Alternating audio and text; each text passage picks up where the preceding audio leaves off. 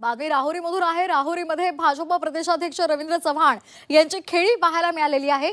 माजी आमदार प्राजक्त तनपुरे यांच्या कार्यालयामध्ये बंद दाराआड चर्चा झाली आहे। खात्रीलायक सूत्रांनी ही माहिती दिली आहे। रवींद्र चव्हाण आणि मंत्री राधाकृष्ण विखे पाटील हे तनपुरे सोबत चर्चा करत होते।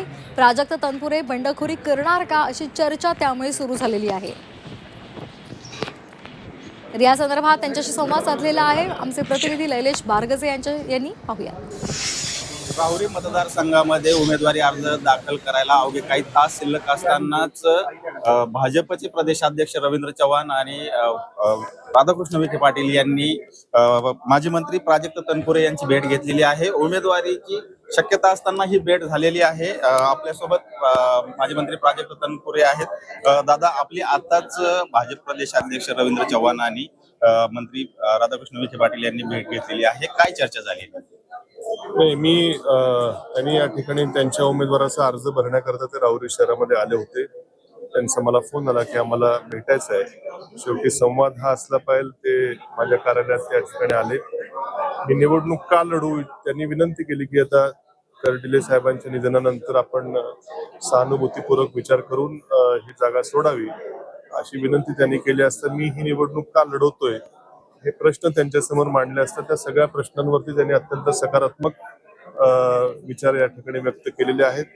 मग ते राहुरी कारखान्याच्या एनसीडीसी प्रकल्पाच्या लोनच्या संदर्भात असो, इथल्या नगर परिषदेच्या काही प्रश्नांसंदर्भात असो, आम्हाला जो एक अम्युनिशन पार्क 7000 एकरावरती इथे येऊ घातलेला आहे त्या माध्यमातून इथल्या शेतकऱ्यांचं पुनर्वसन करावं लागणार आहे।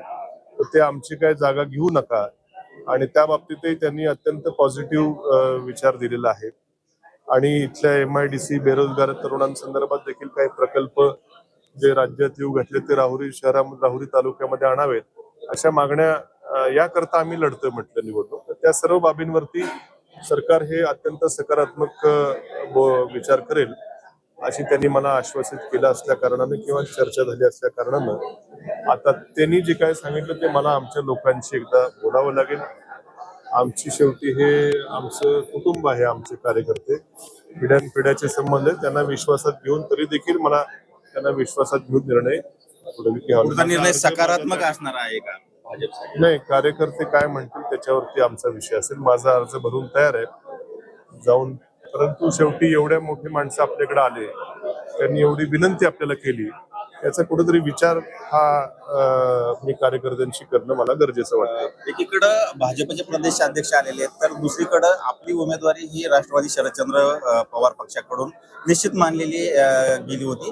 त्यात त्यांच्याकडून कशा पद्धतीचा आपल्याशी संपर्क होतो किंवा त्यांना आपण कसा प्रतिसाद देतो? नाही, मी आज राष्ट्रवादी काँग्रेस शरदचंद्र पवार पक्षाचा कार्यकर्ता आहे।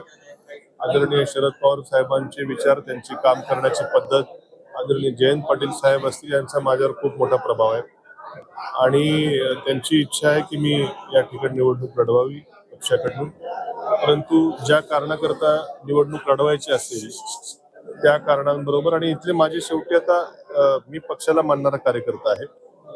शेवटी जी काही हे विषय झाले ते मला माझ्या कार्यकर्त्यांशी बोलावं लागेल। ग्राउंडची काय परिस्थिती आहे कार्यकर्त्यांशी बोलून मी जयंत पाटील साहेबांशी संवाद साधेल।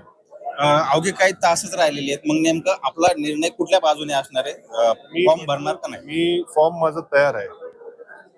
लोकांशी मला आता तुम्ही सगळ्यांनी आता प्रत्येक जर माझा वेळ घेतला तर मला चर्चा करता येणार नाही।